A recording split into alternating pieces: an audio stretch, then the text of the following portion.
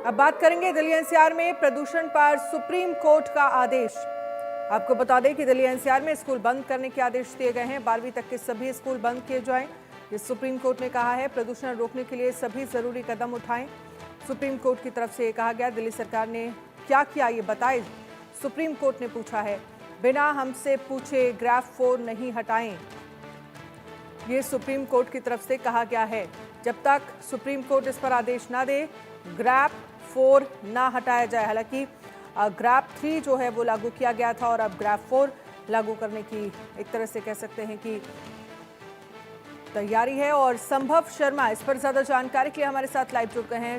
संभव, क्या कुछ सुप्रीम कोर्ट की तरफ से आज दिल्ली सरकार को आदेश दिए गए हैं और एक तरह से कह सकते हैं कि फटकार लगाई गई और ये कहा गया है कि ग्राफ 4 अभी तक लागू क्यों नहीं किया गया जब इतने बुरे हालात हो रहे हैं?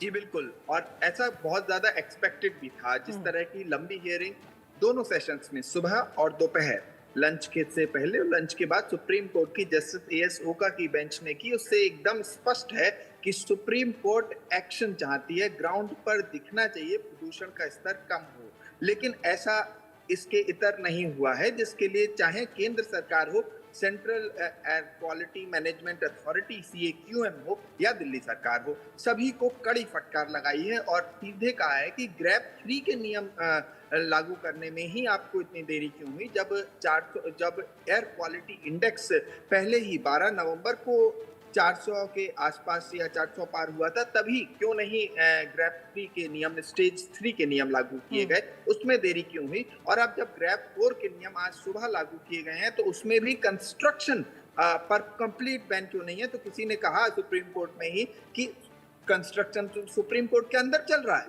किसी एक बिल्डिंग में। सुप्रीम कोर्ट ने सेक्रेटरी जनरल को, सुप्रीम कोर्ट के ही सेक्रेटरी जनरल को इमीडिएटली तलब किया, अभी बुलाया जाए, उन्हें पेश किया जाए सुप्रीम कोर्ट में। वो आए और उसके बाद कंस्ट्रक्शन पे भी सुप्रीम कोर्ट ने कहा कि ग्रेप 4 के जो रूल्स हैं वो सीरियसली और इफेक्टिवली, सुप्रीम कोर्ट ने शब्द इस्तेमाल किए कि बेंच ने कहा कि ये सीरियसली इफेक्टिवली ग्रेप 4 के नियम लागू किए जाएं। और इवन अगर एयर क्वालिटी इंडेक्स 450 400 से नीचे भी आ जाता है, तब भी कोर्ट की अनुमति के बगैर आप ये नियम नहीं हटाएंगे।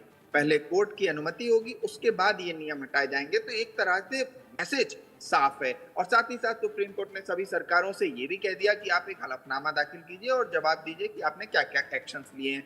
और इस सबसे इंपॉर्टेंट बात सुप्रीम कोर्ट ने ये कही कि जो एनसीआर की सरकारें हैं, चाहे वो यूपी की सरकार हो, चाहे वो हरियाणा की सरकार हो, पंजाब की सरकार हो, ये सभी विचार करें, इमीडिएटली विचार करें कि जो स्कूल्स हैं वो 12th तक के स्कूल्स हैं वो इमीडिएटली बंद किए जाएं।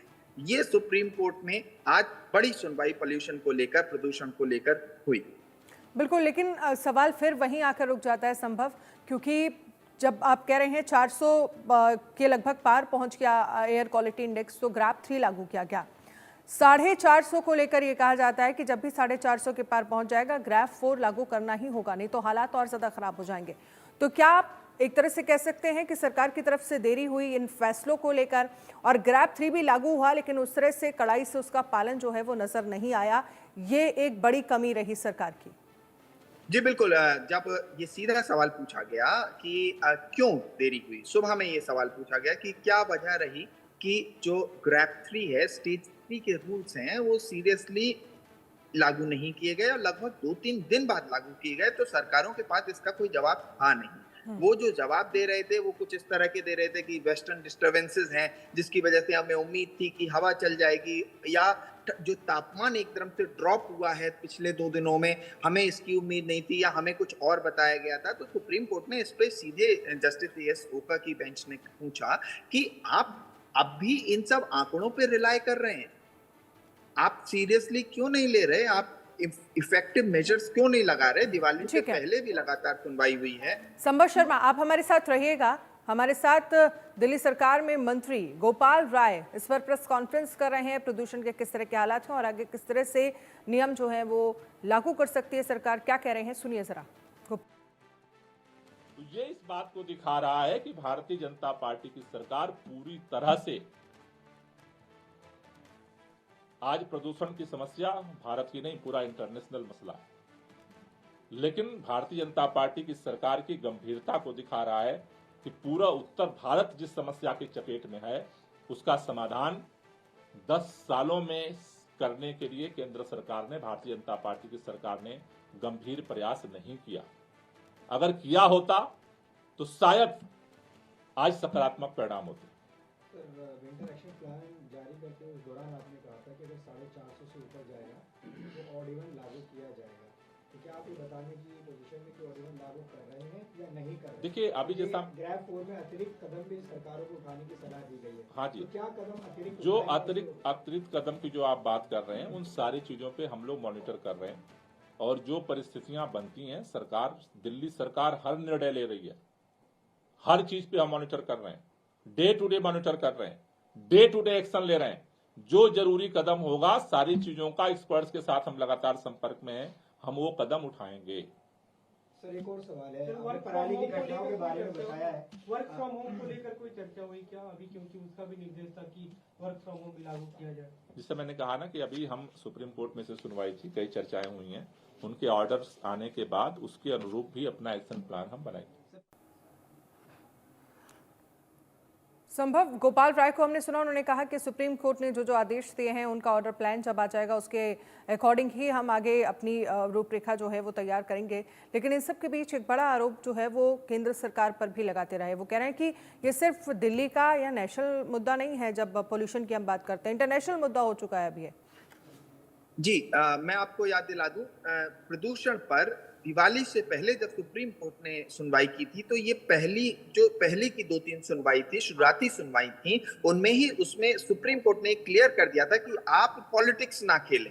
एक पार्टी नहीं कर रही, दूसरी पार्टी नहीं कर रही, एक स्टेट नहीं कर रहा, दूसरा स्टेट कर रहा है, इस तरह के जो बॉल को एक जगह से दूसरी जगह रोलिंग करना है वो ना करके आप स्पष्ट मुद्दे पे आए कि आपकी सरकार क्या कर रही है। इसीलिए दिल्ली सुप्रीम कोर्ट ने पंजाब सरकार के चीफ सेक्रेटरी और हरियाणा सरकार के चीफ सेक्रेटरी को सुप्रीम कोर्ट में तलब करके सवाल किए थे। ये दीपावली से पहले की बात है। दीपावली के बाद उम्मीद जताई जा रही थी कि शायद पिछले सालों जैसी स्थिति दिल्ली में नहीं होगी, लेकिन बिल्कुल वैसी ही स्थिति दिल्ली में बनी और एयर क्वालिटी 450-500 का अर्थ बनता है कि बच्चे और बुजुर्ग, उनके लिए सांस लेने की सीधी दिक्कत हो सकती है। और जो एस्थमेटिक हैं और जिनको सांस से रिलेटेड बीमारियां हैं उनको तो ये दिक्कत हो ही रही है। डॉक्टर्स ने सलाह दे दी कि स्कूल्स बंद कर दीजिए और तरह तरह की सलाहें आ रही हैं, लेकिन जो सरकारें हैं अगर एक दूसरे पे आरोप प्रत्यारोप करेंगी तो इसका ये सलूशन नहीं है। ये सुप्रीम कोर्ट ने भी बात साफ कर दिया। इसीलिए सिर्फ एक सरकार को कटघरे में खड़ा नहीं किया है, सभी सरकारें सवालों के घेरे में हैं। और साथ साथ बात करें स्टबल बर्निंग की, पराली जलाने की, तो साउथ कोरियन सैटेलाइट हैं, उन्होंने पराली जलाने के रियल टाइम इंसिडेंसेस कैप्चर किए हैं, ये इसरो ने बताया। और इसीलिए सुप्रीम कोर्ट ने कहा कि वहां से भी डेटा मंगाया जाए और जो ओरिजिनल डेटा है उसके तहत रिपोर्ट्स बनाई जाए कि कितनी पराली जलाई जा रही है और क्या एक्शन लिया जा रहा है। तो ऐसा नहीं है कि किसी एक ही सरकार के कंधे पे सब जिम्मेदारियां हैं, सभी सरकारों को कलेक्टिवली एक साथ आके इस पर कदम उठाने होंगे और दिल्ली को गैस चैम्बर बनने से इस साल नहीं तो कम से कम अगले साल तो रोक सकें। बिल्कुल, बहुत बहुत शुक्रिया तमाम जानकारी के लिए संभव शर्मा। और अब ये कहा जा रहा है सरकार की तरफ से जो भी ऑर्डर आएगा कोर्ट की तरफ से उसके आधार पर ही आगे की तैयारी, आगे की रणनीति बनाई जाएगी।